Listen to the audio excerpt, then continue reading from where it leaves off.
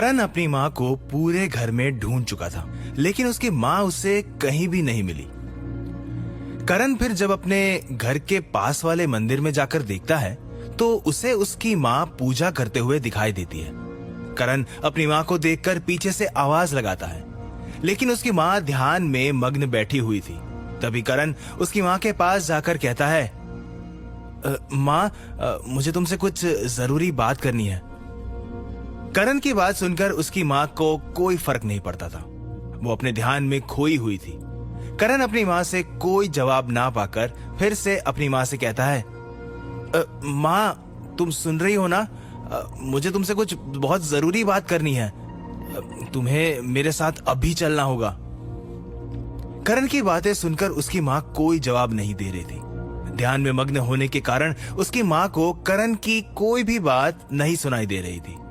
तभी वहां बैठे पंडित जी ने कहा, बेटा, तुम अभी चले जाओ।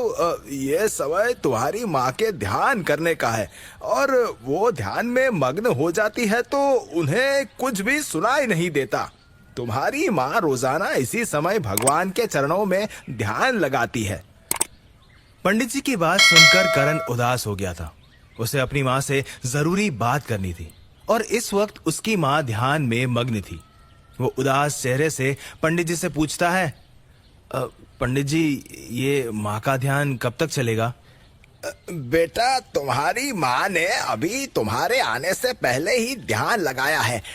उनको थोड़ा टाइम लगेगा। जो भी बात हो तुम मुझसे कह दो। वो जैसे ही ध्यान से बाहर आएगी तो मैं उन्हें बता दूंगा। पंडित जी ने करण से कहा।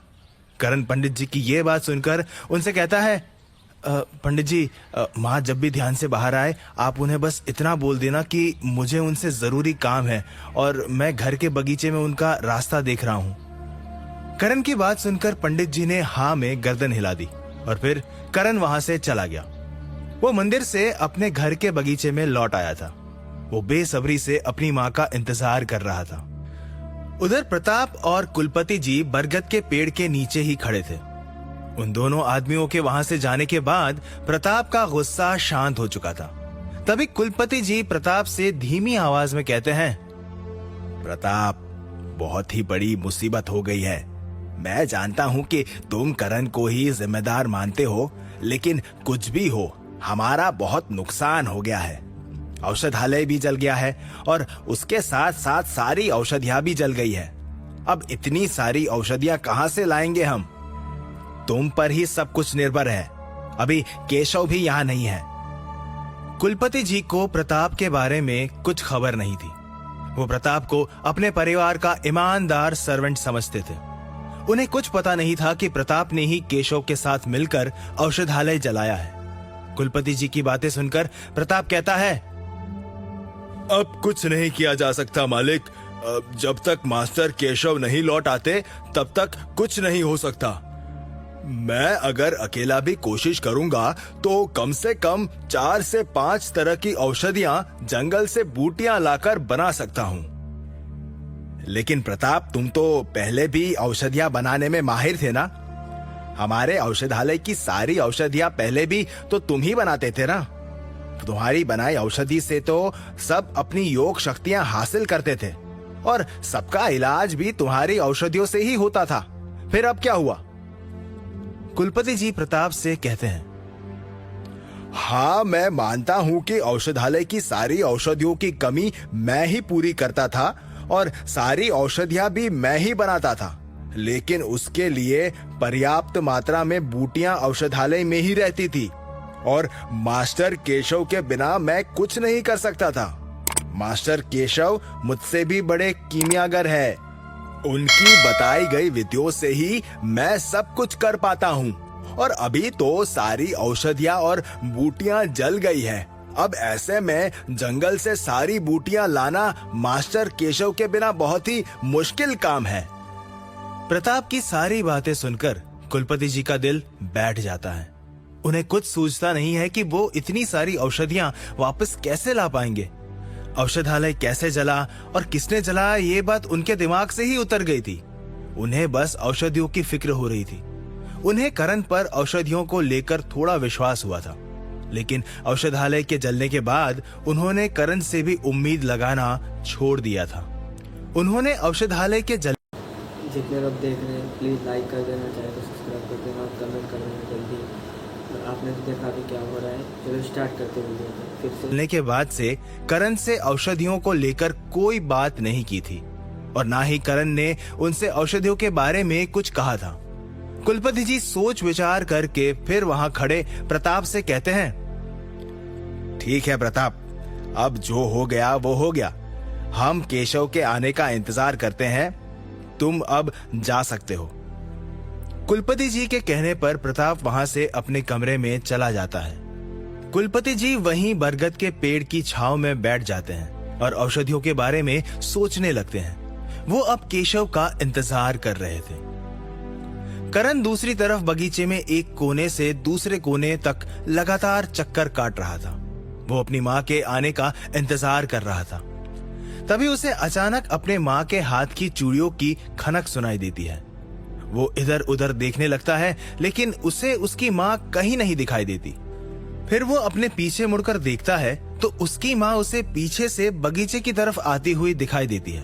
अपनी माँ को देखकर उसे रहा नहीं जाता और उसके सब्र का बांध टूट जाता है। वो दौड़ता हुआ अपनी माँ के पास जाकर हड़बड़ाहट में बोल पड़ता है, मैं कब से रास्ता देख रहा हूं माँ तुम्हारा, कितनी देर तक तुम्हारा ध्यान चलता है।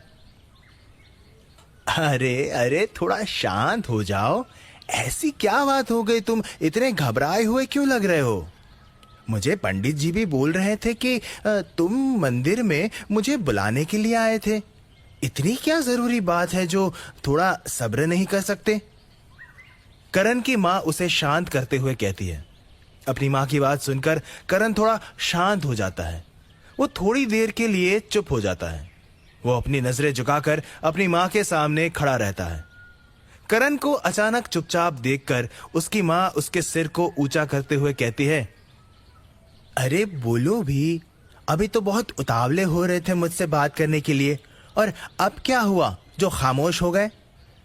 करण अपनी माँ की बात सुनकर चुप्पी तोड़ते हुए कहता है, माँ वो दरअसल मुझे केशव के बारे में आपसे जानकारी चाहिए थी।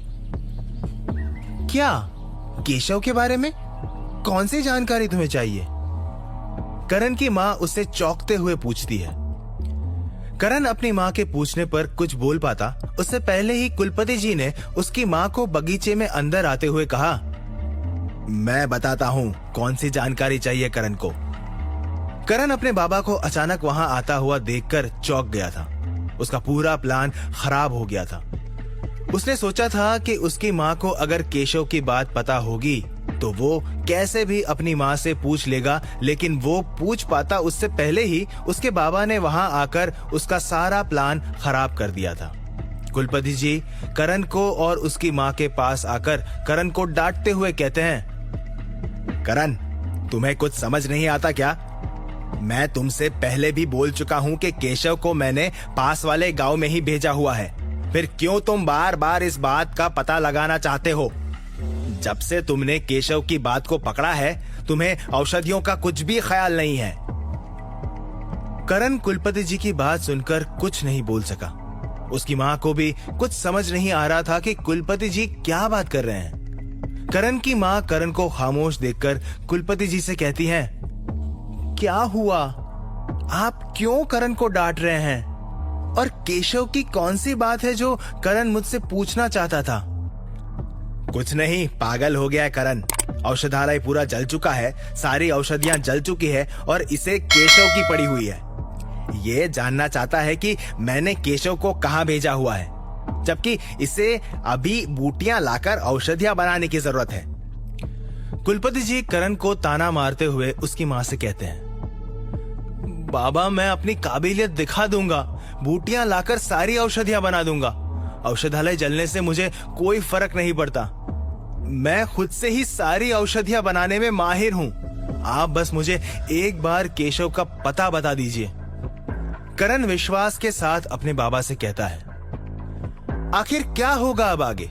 क्या करण को कुलपति जी इस बार केशव का राज बता देंगे? क्या करण अपनी काबिलियत दिखा पाएगा? क्या करण सारी औषधियां वापस बना पाएगा? जानने के लिए सुनते रहिए रुद्राक्ष रक्षक, आपके अपने।